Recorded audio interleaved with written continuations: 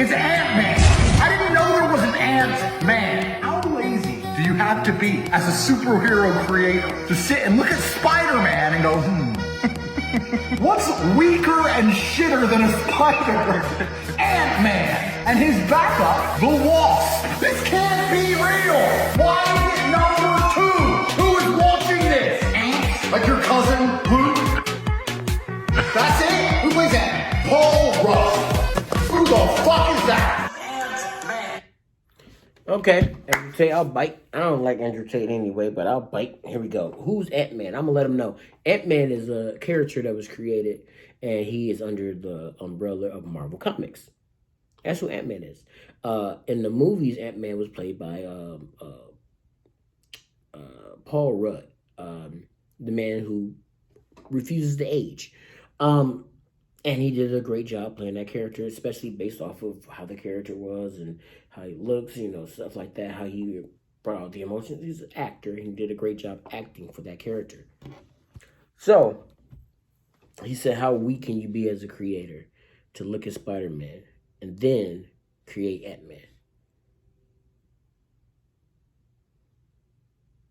But does he not know about Ant-Man? Maybe that's what it is. Cool. He doesn't know about Ant-Man, so he doesn't know how smart Ant-Man is. Hank Pym. He doesn't know all the things that the character who took over as Ant-Man, how that guy was a criminal, but he also was an engineer. The science behind it. He doesn't know that? No? Spider-Man was also a scientist. Cool. He loves science. Yeah.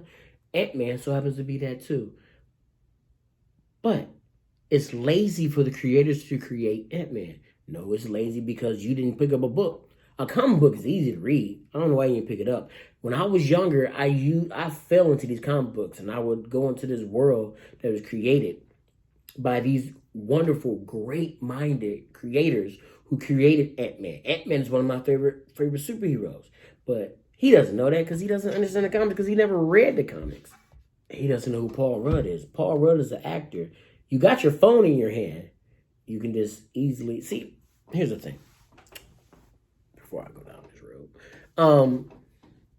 You have your phone in your hand. You can just Google it. And he was like, well, who's this? Who's that? You will not disrespect my Ant-Man. I'll let you get away with a lot of stuff, Andrew Tate. You ain't going to disrespect my Ant-Man. Okay? All right. So, here we go. Go to a comic book shop. Pick up some stories that have Ant-Man and the Wasp in it, okay? Ant-Man and the Wasp were both members of the Avengers. Matter of fact, they're actually inside the movie. Ant-Man, if it wasn't for Ant-Man, if you look and follow the storyline of the movie Endgame, think about it. Go back to Endgame. Ant-Man wasn't there, okay? All this stuff happened. Thanos snapped, okay? Then, thanks to a little mouse, rat, whatever, and Ant-Man and the technology and his smarts, they were able to go back in time and then save the day. They were able to go back in time to get the stones, Infinity Stones. They were able to go back in time, get those, come back, and then Iron Man was able to put together a plan. They worked together as a team. However, if it wasn't for what Ant-Man did, he's a hero. If it wasn't for his character in the Marvel Cinematic Universe, Thanos would still have won and half of all existence would have been snapped away. But thanks to Ant-Man, who helped, okay? Did you know that Ant-Man could, mentally, talk to ants? You know that? Okay. Did you know that Ant-Man had devices that he could throw on stuff and then make things miniature? Did you know that? No? Okay, cool. Did you know that Hank Pym, who created the Pym particle, the thing that actually makes Ant-Man shrink, also made it to where he can grow big. That's why you had the character Goliath. But Ant-Man was actually able to grow big as well, too. Hank Pym is a scientific genius with a PhD in biochemistry and nanotechnology. He's also an expert in quantum physics, robotics, cybernetics, and artificial intelligence. And as we know, he created the Pym particles, which allow a person to change their size and mass. What's also cool is Pym retains his normal strength even in ant size and has a cybernetic helmet, which he can use to control ants and other insects. And as we're going to see in Ant-Man and the Wasp: Quantumania, Hank could also enter other planes of existence because the Pym particles allow him to shrink to subatomic levels that lets him enter the subatomic universe or microverse. Essentially, his main abilities are his vast intellect and the ability to shrink and grow, as well as communicate with insects. What about that? What about in the comics where Ant-Man actually created a actual realm or another like universe where he can put prisoners, prisoners that can break out of prison. All the science and everything that they put into this, it was smart. But you're saying they're lazy writers who came up with all of that. That was lazy. That was lazy, Andrew Tate. That was lazy. But you got a phone in your fucking hand and you couldn't Google that. But that's lazy. Because they looked at Spider. Did you know everything that happened with Spider-Man? All of a sudden Spider-Man went through? Peter Parker? Or the different Spider-Mans there were? Did you know about that? Do you know about even any of the writers, illustrators at all, who actually wrote these stories? You know about them? Because there's been different people over time that has written and has taken the idea and the character of Ant-Man many places. You know about any of them? It's the same thing with Batman. A lot of people that don't like Batman. Like, hey, can you explain Batman to me? How's Batman this and Batman that? There's people that have came up with things. Now, I'm not a big fan of Batman, but Batman has some great stories. Just read, Andrew. You can read, right? Can't you?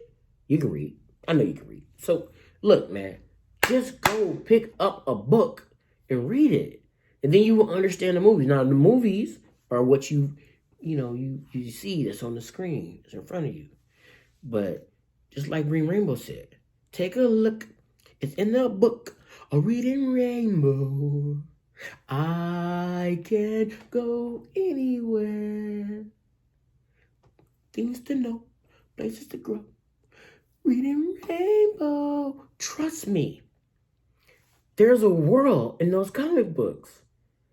The people who created the movies just take that idea and they turn it into a script and then they put it on the screen and they take people who hold cameras, they take all these other different magical people together to work to make this movie.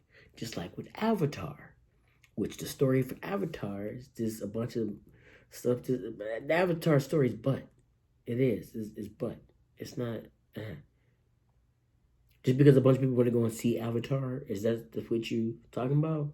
But do you even understand Avatar when you watch that? What about the second Avatar? Did you understand that one? Again, the story for Avatar was butt. Ant-Man's story was way better, but whatever. What I'm saying is, these people that wrote these stories weren't being lazy. You're being lazy because you refuse to read. You're being lazy because you refuse. You looked up Paul Rudd. Look up the character Ant-Man. It is easy. The phone is in your damn hand. But you're Andrew Tate anyway, so maybe you got hit in the head too many times. If you can pick up what I'm putting down around the time. But let me tell you something right now. If you ever in your life disrespect Paul or Ant-Man again, me and you gonna have beef. And you don't want beef with me, Andrew. You don't want beef with me, player. Thank you guys so much for checking out this video. And guys, can you please do a solid for me? Hit that like button. Don't forget to subscribe and comment down below so I can know what you guys liked and disliked about this video. Okay? Also, go check out Around the Town Podcast, now streaming over there on, what's that called? Spotify. That's right, Spotify. And don't forget to check out everywhere you see the word and the name Kharlie Brown. Ta-ta.